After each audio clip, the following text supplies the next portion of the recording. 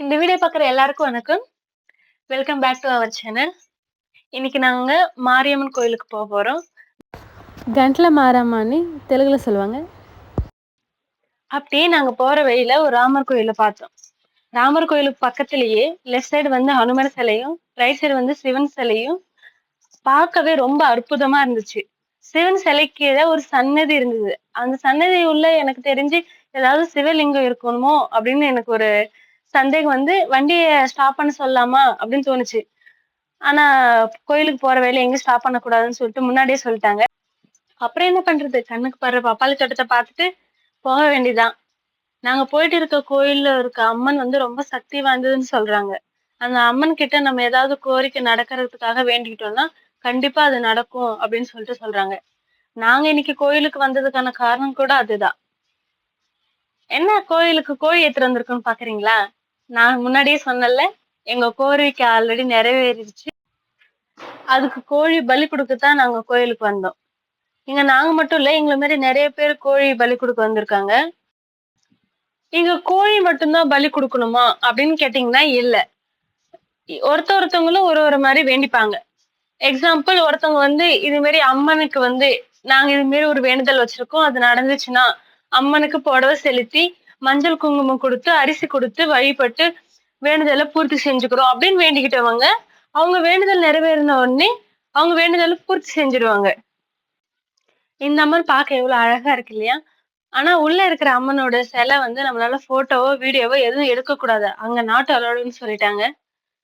அதனால நம்ம வெளியே தான் எவ்வளவு வீடியோஸ் வேணுமோ எடுத்துக்கலாம். இது கோயில் வெளியே இருக்கிற இடம் எல்லாம்.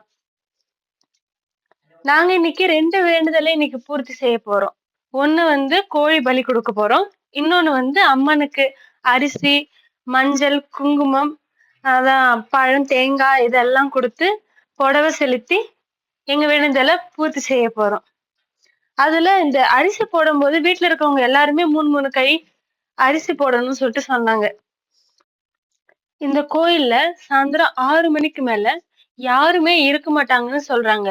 பூஜாரி உட்பட யாருமே இருக்க கூடாதுன்னு சொல்றாங்க. ஏன்னா இந்த அம்மன் வந்து ரொம்ப சக்தி வாய்ந்த அம்மன். அதனால யாருமே இருக்கக்கூடாதுன்றது இந்த ஊரோட கட்டளை. நாங்க ஒரு வழியா எங்க வேண்டுதலை நிறைவேற்றிட்டு செஞ்சு எடுத்துட்டு வந்த பிரசாதத்தை எல்லாருக்கும் கொஞ்சம் கொஞ்சம் கொடுத்துட்டு நாங்க வீட்டுக்கு கிளம்பிட்டோம். அடிக்கிற வெயிலுக்கு திரும்ப எங்கேயாவது பச்சை பசேன்னு ஏதாவது பார்க்க மாட்டோமா அப்படின்னு சொல்லிட்டு என் கண்ணு ஏங்கிட்டே இருந்தது. அதுக்கான நேரம் எப்போ வரும் அப்படின்னு நான் வெயிட் பண்ணிட்டே இருந்தேன். ஏன்னா வெயில் பத்தி சொல்லவே தேவையில்ல. இப்ப எல்லாருக்குமே தெரியும், எங்க போனாலும் வெயில் அதிகமா இருக்கு. இங்க கூட வெயில் அதிகமா தான் இருக்கு. அப்படியே பார்த்துட்டு இருக்கும்போது ஒரு பச்சை பசேன்னு ஒரு இடம் வந்தது. பார்க்க ரொம்ப நல்லா இருக்கே, இங்க எங்கேயாவது நிழல் இருந்துச்சுன்னா ஸ்டாப் பண்ணி கொஞ்ச நேரம் ரெஸ்ட் எடுத்துட்டு போலாம் அப்படின்னு நினைச்சிட்டே இருந்தேன். அப்படி நினைச்சிட்டு இருக்கும் போதே அந்த இடம் கூட வந்துருச்சு. அதனால வண்டி நிறுத்த சொல்லி எங்க வீட்டுக்காரர்கிட்ட கேட்டேன். அவர் நிறுத்திட்டாரு.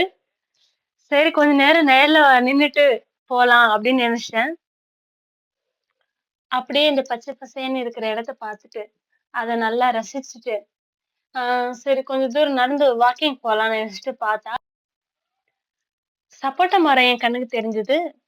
சரி அது சப்போட்டா மரமா, அது கிட்ட போய் பார்க்கலாம்னு சொல்லிட்டு நான் வந்தேன். கிட்ட போய் பார்த்தா நிஜமாலுமே சப்போட்டா மரம் தான் அது. சப்போட்டா காயெல்லாம் வச்சிருந்தது.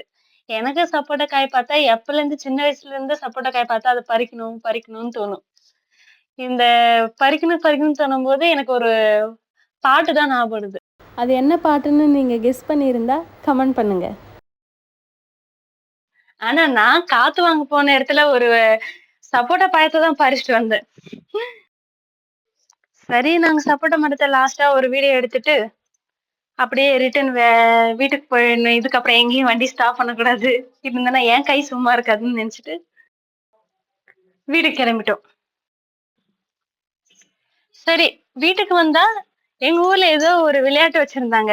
அது என்ன விளையாட்டுன்னு பார்ட் 2ல சொல்றேன்.